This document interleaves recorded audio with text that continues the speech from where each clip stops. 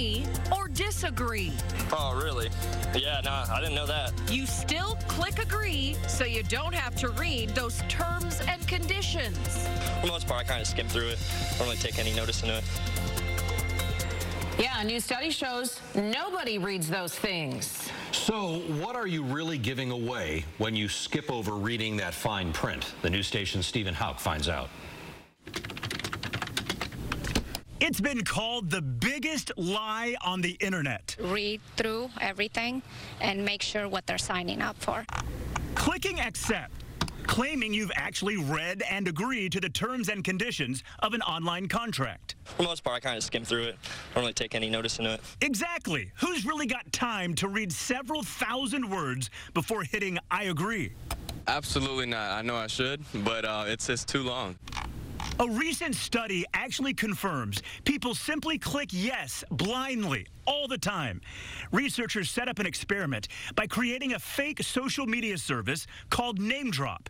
But buried down in section 2.3.1 in that infamous fine print is a sentence that says, by agreeing to the terms of service, you agree to give Name Drop your firstborn child. Oh my goodness, I can't give this beauty up.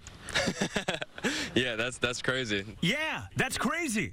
But this is even crazier. According to the study, 100% of participants agreed to those terms. Yeah, that's crazy. According to the study, it would take someone a total of more than 45 minutes to actually read through the entire contract. Yet the average time participants read the privacy policy and terms of service, only 14 seconds for both, with most not even reading it at all.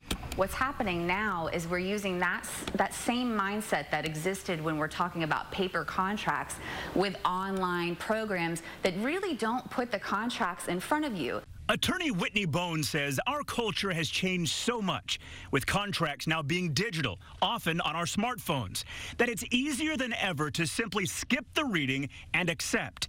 And that can be very dangerous. We're talking about a whole culture legally based on the idea that a consumer can sign a contract and give up certain rights, and then, then if it's litigated later, you read the contract, you understood it, you signed to it, and there's a presumption if you're signing a document that you, of course, took the time to read it. Boan offers this advice if you're willing to at least scan through the terms before clicking accept. People should definitely be looking for things like, am I giving up my rights to privacy? In other words, am I giving up my personal information, my email address? What am I giving it up for?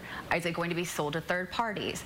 Also, you should pay attention to, are you giving up your right in any legal proceeding? There's actually a website that gives you the cliff notes on contracts for many online companies. It's called Terms of Service Didn't Read. Stephen Houck, Fox 35 News.